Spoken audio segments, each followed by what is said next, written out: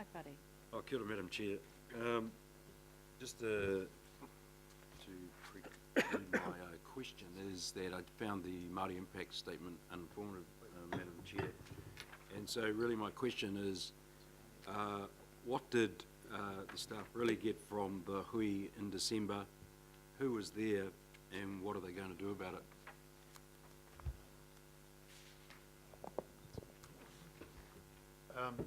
Sorry, neither Rick or I were at that hui, so we can get the officers to respond back on that. But it was as I understand it, it was a fairly reasonable representation of the various iwi, and the different issues around the central wharves were presented and seeking feedback. And there is a further hui early March, and specifically the central wharves will be presented, and further feedback will be sought at that hui.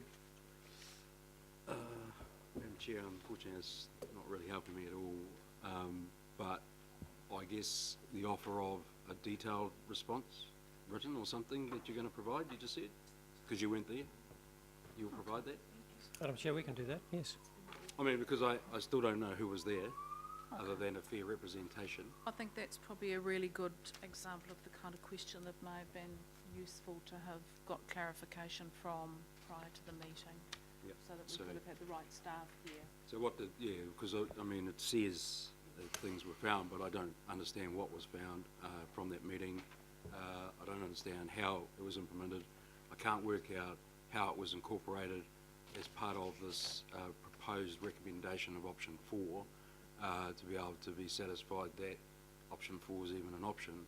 I can't compare that against the other options that were being proposed because I don't even understand what was discussed at that, who with, and what came out of that. So it's making it very difficult to be able to deal to this matter.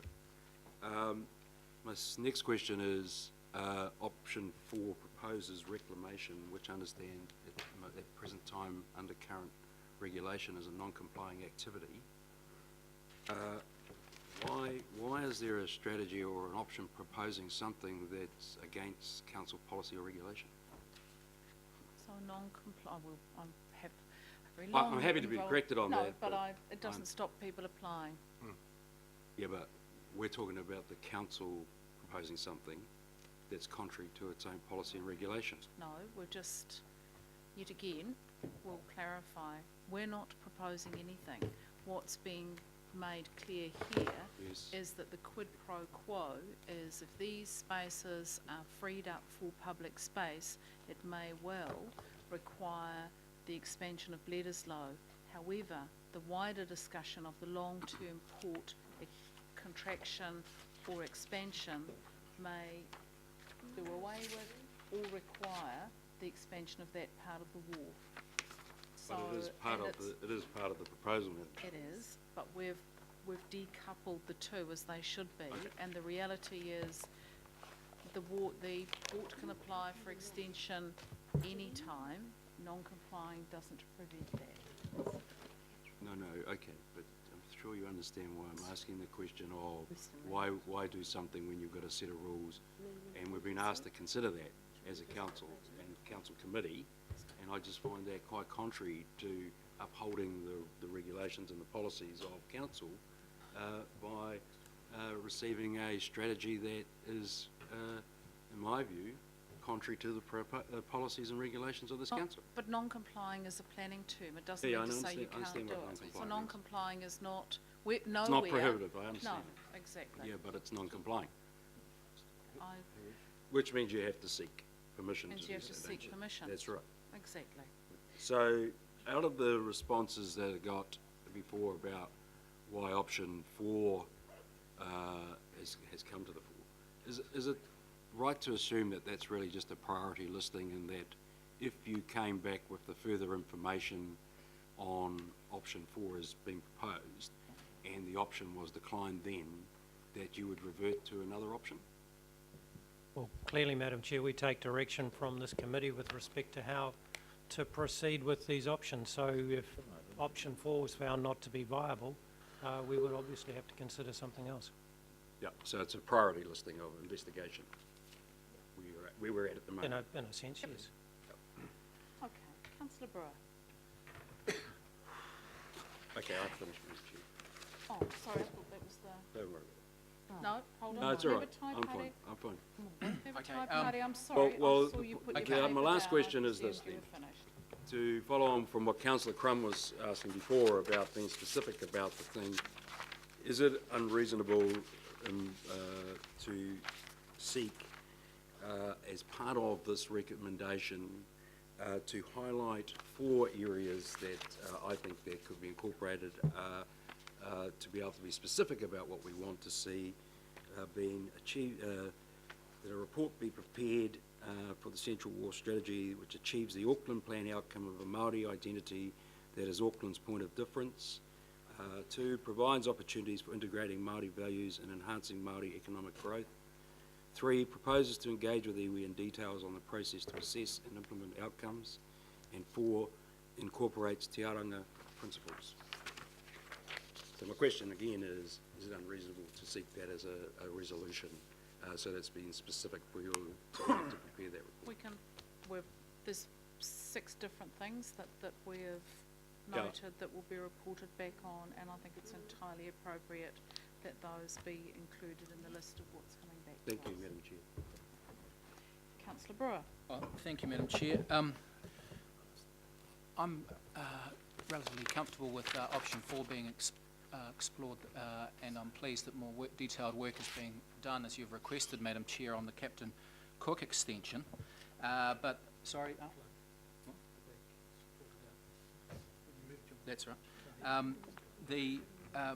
My question is around a potential Ports of Auckland contribution. It was quite controversial that they did not contribute to the Shed 10 redevelopment, although there's a note that there was a gangplank contribution, particularly when they are the ones that administer and manage and collect the berthage fees around our rapidly growing and expanding cruise ship industry. So I would like to think that given that they will be the benefactors, as we all are, and they are part of the family, but that some of the expansion of Captain Cook Wharf and or a new terminal sits on their balance sheet, because I suspect all the berthage fees will be going on their balance sheet, and so I want that explored, and I'm sure the public does too, better than it was in and around the Queen's Work, the Shed 10 redevelopment. So I want to get some comfort, Rick, on that will be part of the exploration into funding options. And I also want to know that if it's going to be a Captain Cook Wharf extension and or new terminal is coming on to Auckland Council's budget, and if it's going to become part of the Auckland Plan network, as is the Key Street redevelopment and the size upgrades in that what drops off the end?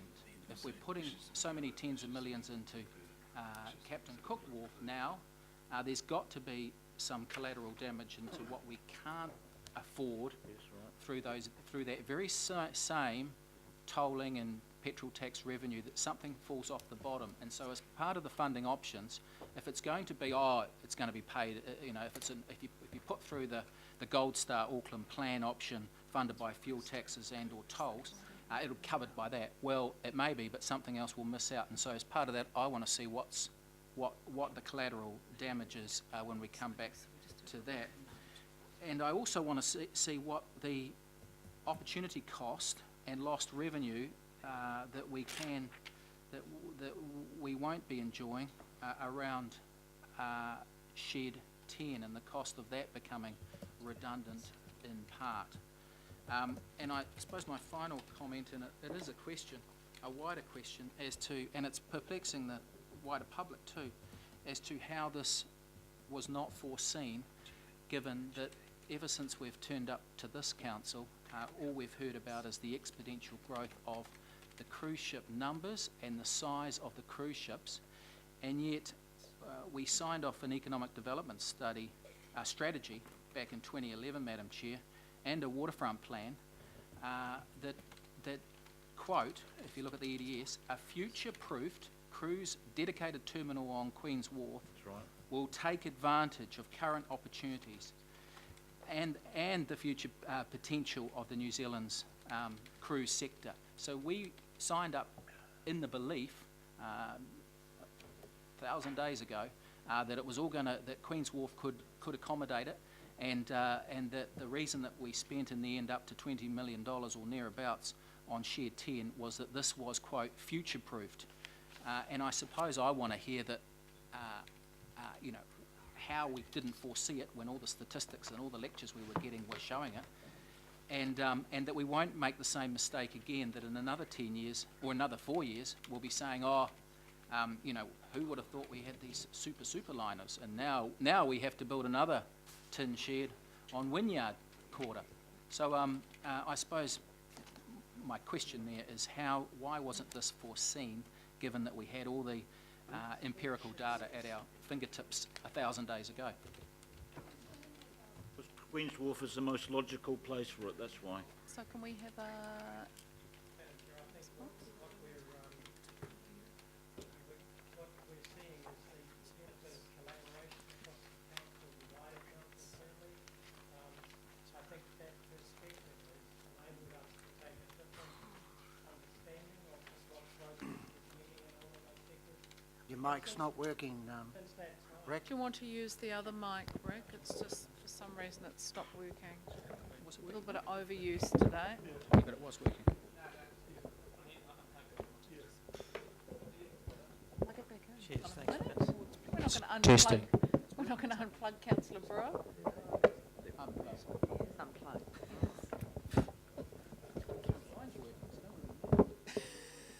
Okay, carry on, okay, chaps.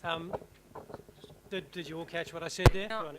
I might just Okay, need I'll it say it again. again. What we're seeing is the benefit of a collaborative approach across the council family to sort of understand what is really coming our way in terms of growth. So respective parts of the organisation have done their analysis at various times for various reasons. When you bring all those things together, I think you get the benefit of that collaboration around what the latest information is. So all of these growth figures are moving and moving quickly. But also, when you take that overarching approach, I think there was an acknowledgement of the fact that we haven't actually addressed what we really need to in terms of growth over the period of time. Your other question to funding, that is one of the things we'd report back to in time, understand your comments around where the various funding sources are. We'll be reporting more on that. Thank you. I think we'd all be interested in that discussion. Councillor Brewer, it's a good point to raise. Councillor Wood. Well, thank you. It's very interesting, and I reserve my right to speak. I've got some questions, though. Firstly, I would like to know, and Mr. Dr. Blakely would probably answer this, what is now the status of that 56-page glossy plan that Waterfront Auckland came out and said, #1 place for cruise liners, Queen's Wharf? Is that now out the door? Is Bob Harvey discredited with that? Because he was the spokesman for it. So, I mean, it's a serious point, because I was, you know, convinced. The mayor said we're putting all this money into Queen's Wharf. So where does that leave Waterfront Auckland with their waterfront plan? Well, Madam Chair, so Waterfront Auckland have been involved in this conversation, and the conversation has also come through the Chief Executives group of City Centre Integration Group, which Stephen Town chairs, which also includes Chief Executive of Waterfront Auckland. So, you know, this investigation, I think, is a step beyond what was previously developed by Waterfront, and so this would be, if you agree to whatever comes out of this, this would then become the overall strategy for the Auckland Council family, including Waterfront Auckland. Well, it is a strategy. So no doubt when Auckland Council is developing a strategy, we go out and we talk to communities who may wish to engage in the development of the strategy. So you can assure me that that will happen. The people of Devonport, Stanley Bay, those areas will be talked to by the council. I can assure you that will happen. Okay, and that'll be the wider Auckland community, so it will be put out for consultation, and there will be submissions, and that it'll go through that process. So I think, councillor, part of the discussion is that we need to work out how we talk through with our stakeholders. I think Dr. Well, just hang on. Dr. Cayford and our previous group of speakers raised some really interesting points about the stakeholder process that Wellington used. I'd like us to actually just have a really considered approach to that. And I'd like to take some advice and see how we can incorporate some of that thinking in the way we go forward. I don't want us to make a decision now. You know, sometimes calling for submissions and going through formal processes actually exclude all of the good people who might actually want to be directly involved. So let's just take some time and work out the best way to work with our wider community on it. Madam Chair, can I ask this then? When this report comes back, and I see you're talking, you've said promise iwi, that you'll be talking to iwi, can you give us a clear steer in relation to how the consultation will take place with the wider Auckland community, especially those communities that have got a direct interest in this proposal? Councillor, I'd like us to design that. I think it's unfair to try and do this on the hoof okay, now. so, And the part of the reason, can I just, yes, councillor, can I just chair this? Yeah. I was a little bit reluctant for B. I understand the issues that member Thai Party raised, and I thought once we do B, we'll have a C, D, E, F, G, H. What about the environment? What about, you know, tidal inundation? What about the rest of the community? This is the start of the project. I'm really keen that we now grapple with this whole issue in a coherent way. I'm very keen that we design and work on a good stakeholder engagement process. Let's not rush and do it now, and let's not send our staff away to design it. I think we should do this collaboratively. You know, why don't we just agree that we're going to do that before we try and put a whole bunch of recommendations I'm happy if down? that's going to happen. We're going to do it. Proper Let's consultation. do it good. ourselves. Just in relation to the number 14 paragraph, the last sentence, ultimate sentence says it require modification in addition to berths and storage space in the port precinct. That's been a kind of a position of Auckland, Ports of Auckland Limited for quite some time, hasn't it? That they have said that if they relinquish Captain Cook and Marsden Wharves, they would want compensation with additional hard surfaces, which means reclamation on their facility. Madam Chair, I think the benefit of doing this work at this time and the work that's happening in parallel but differently through the unitary planning process is being able to identify the consequence of some of the things we need to do. So doing either one of these two things in isolation doesn't give the full picture of what it is that potentially could be involved in addressing some of these growth issues. So we've been quite open in the fact that if option 4 progresses, there will be a consequence to the port operating area. It's up to the port as to how it addresses that. That's not for us to address. But what we're acknowledging and what we're putting in front of you, because it would be disingenuous not to, is that there is a consequence of option 4. So I trust that's the answer, Councillor Wood. Thank you, I'll Councillor speak Wood. when it comes to I've time. got Councillor Clow, Cooper, Lee questions, and then we're going to move on to the recommendations. Councillor Clow.